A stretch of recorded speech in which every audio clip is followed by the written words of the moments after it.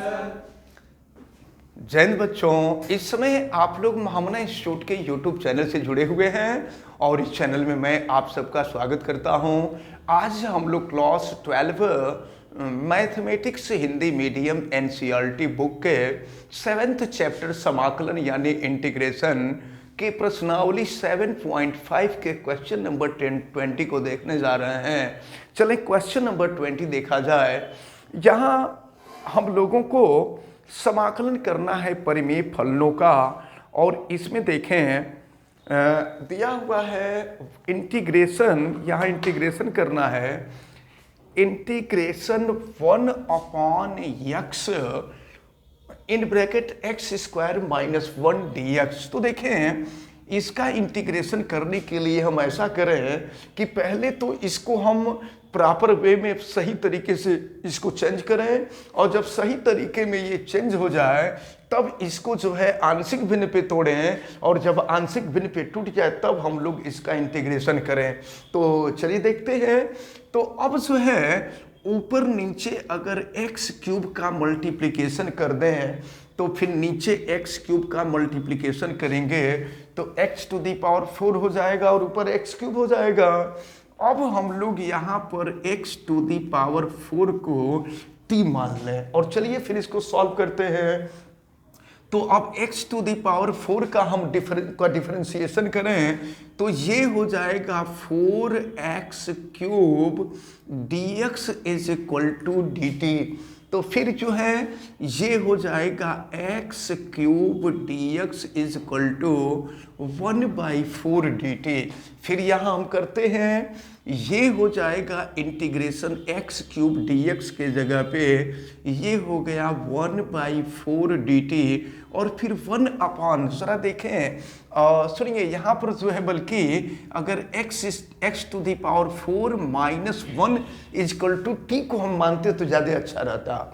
अब यहाँ से अगर हम जो है x⁴ की वैल्यू फाइंड करें तो ये t+1 हो जाएगा। अब हम रख देते हैं x⁴ के जगह पे t+1 होगा और x⁴ -1 के जगह पे t हो जाएगा। अब हम लोग इसको आंशिक भिन्न पे तोड़ेंगे और देखें आंशिक भिन्न पे तोड़ते हैं 1/, हम t को पहले लिख देते हैं t और t+1। इसको आंशिक भिन्न पे तोड़ें तो ये हो जाएगा a/, हो जाएगा t और प्लस b/, हो जाएगा t+1। फिर सॉल्व करते हैं तो 1/t t+1 = t और t+1। तो t से हम इसमें डिवाइड करेंगे तो t+1 हो जाएगा। ये हो गया a और t+1 और फिर t+1 से डिवाइड करेंगे तो bt। t+1 से t+1 कैंसिल हो गया। 1 = at+a+ हो जाएगा bt। और चलिए अब इसको हम चाहें t को एक जगह ले लें तो ये हो जाएगा a + bt और प्लस हो जाएगा a। हम सॉल्व करते हैं तो t का कोफिशिएंट a + b है और इधर t है ही नहीं तो 0 हो जाएगा और यहाँ पर कांस्टेंट a है, इधर कांस्टेंट 1 है, a = 1 हो गया। अब a की वैल्यू यहाँ रख दें तो 1 + b = 0 यानी b = हो जाएगा -1। अब हम यहाँ पर a और b की वैल्यू रख दें 1 और b की वैल्यू है -1 तो यहाँ हो जाएगा -1। अब हम इसका इंटीग्रेशन करते हैं तो चलिए ये हो गया 1/4 इंटीग्रेशन। अब देखिए इसकी जगह पे हम लिख सकते हैं ये हो गया 1/t माइनस हो जाएगा आपका 1/t+1 और फिर ये हो जाएगा dt। अब इसको हम करते हैं अलग अलग कर लेते हैं तो ये हो जाएगा 1/4 इंटीग्रेशन 1/t dt और चूंकि 4, चलिए इसको हम बाहर कर देते हैं 1/4 को और फिर ये हो जाएगा माइनस इंटीग्रेशन, ये हो जाएगा आपका 1/t+1 और ये हो जाएगा dt। अब इसका डिफरेंशिएशन करते हैं हम तो डिफरेंशिएशन करेंगे तो 1/4 और 1/t का जो वन बाई टी का जो इंटीग्रेशन करेंगे हम, तो 1/t का जो इंटीग्रेशन होगा वो log t हो जाएगा और माइनस इसका हो जाएगा log t + 1 और प्लस कांस्टेंट c हो जाएगा। अब ये है 1/4, देखिए log m minus log n, ये हो जाएगा आपका log t + 1 और फिर कांस्टेंट c हो जाएगा।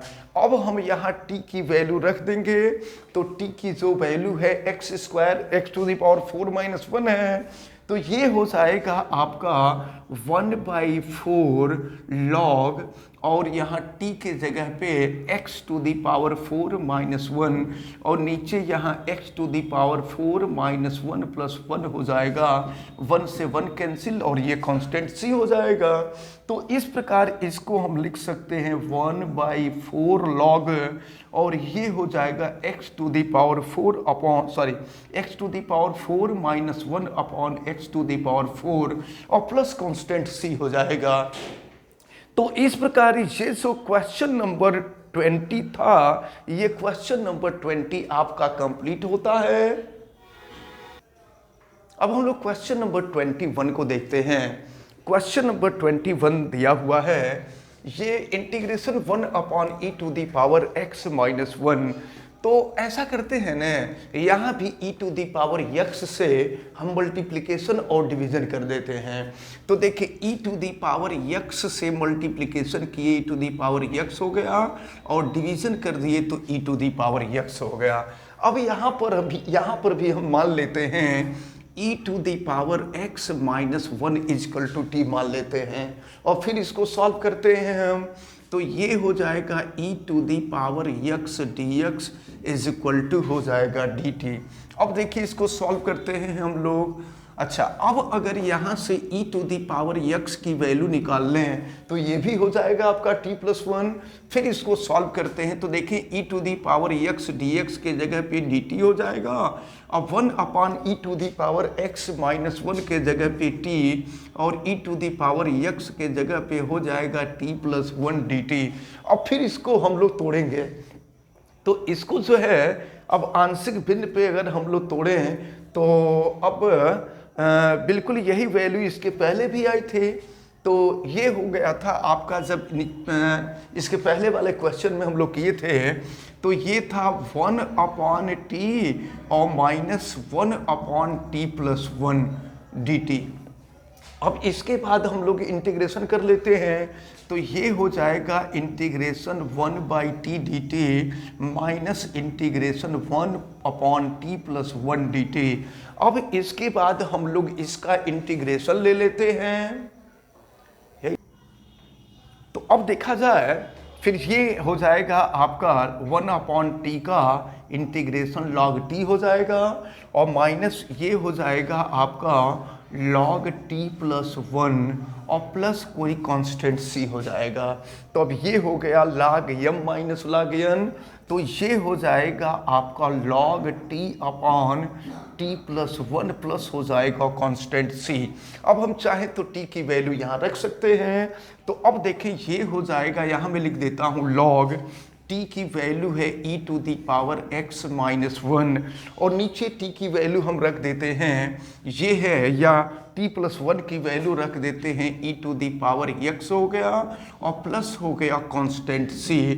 तो ये जो है क्वेश्चन नंबर 21 था। क्वेश्चन नंबर 21 आपका सॉल्व होता है। अब हम लोग प्रश्नावली 7.6 शुरू करते हैं और यहाँ हम आपको बता दें, यहाँ दो फलनों के गुणन का समाकलन होगा। जैसे दो फलनों के गुणन का अवकलन करते थे वैसे ही दो फलनों के गुणन का समाकलन होगा। चलिए, जैसे मान लीजिए प्रथम फलन आपका px है और दूसरा फलन qx है, सपोज कीजिए। और इसका हम लोगों को इंटीग्रेशन करना है। तो सबसे पहले हम यह देखते हैं कि किसको फर्स्ट फंक्शन माने और किसको सेकंड फंक्शन माने। तो फर्स्ट फंक्शन उसको मानते हैं जिसका डिफरेंशियल इजी होता है, जिसका अवकलन लेना आसान होता है उसको फर्स्ट फंक्शन मानते हैं, और जिसका समाकलन करना आसान होता है उसको सेकंड फंक्शन मानते हैं। अब देखिए फार्मूला क्या होता है, first function into integration of second function, ये हो जाएगा इंटीग्रेशन ऑफ सेकंड फंक्शन। तो ये हो जाएगा आपका integration Q x D x minus integration differentiation of first function D by D x, और ये हो गया P x into integration of second function, ये होता है आपका integration Q x D x, और फिर ये टोटल का इंटीग्रेशन होता है। ये याद रखे रहिए फार्मूला, अगर दो फलनों के गुणन का समाकलन आपको ज्ञात करना होगा तो इसका सूत्र ये है कि प्रथम फलन गुणे दूसरे का अवकलन, प्रथम फलन गुणे दूसरे का समाकलन ऋण पहले का अवकलन गुणे दूसरे का समाकलन, अब जो आएगा उसके टोटल का समाकलन। तो ये फार्मूला होता है दो फलनों के गुणन के समाकलन का। तो चलिए 7.6 का क्वेश्चन नंबर 1 हम शुरू करने जा रहे हैं। यहां आपको दिया हुआ है यक्स साइन यक्स का हम लोगों को इंटीग्रेशन करना है। अब यहां पर देखिए दो फंक्शन हैं, एक फंक्शन यक्स है, दूसरा फंक्शन साइन यक्स है। अब यहां दोनों का हमको अवकलन भी आसान है, समाकलन भी आसान है। तो जब दोनों आसान होता है तो किसी को फर्स्ट फंक्शन मान लीजिए, किसी को सेकंड फंक्शन मान लीजिए, क्वेश्चन सॉल्व कर दीजिए, क्वेश्चन सॉल्व हो जाएगा।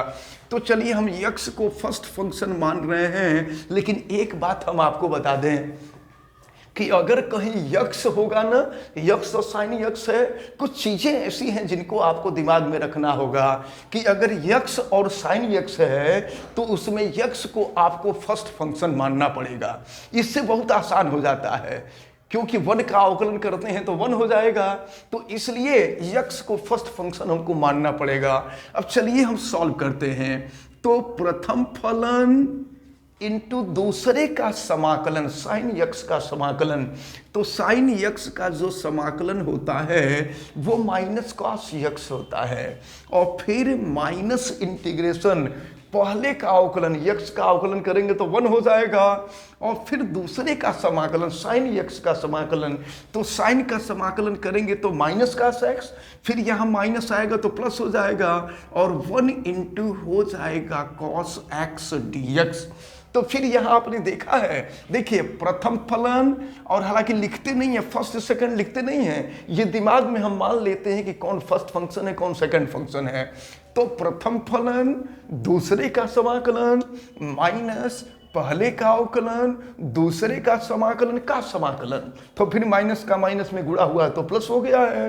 अब यहां हो जाएगा आपका माइनस यक्स कॉस यक्स, और फिर कास का इंटीग्रेशन ले लीजिए, तो कास का जो इंटीग्रेशन होता है वो साइन यक्स होता है, और प्लस यहाँ पर कोई कांस्टेंट जोड़ देंगे।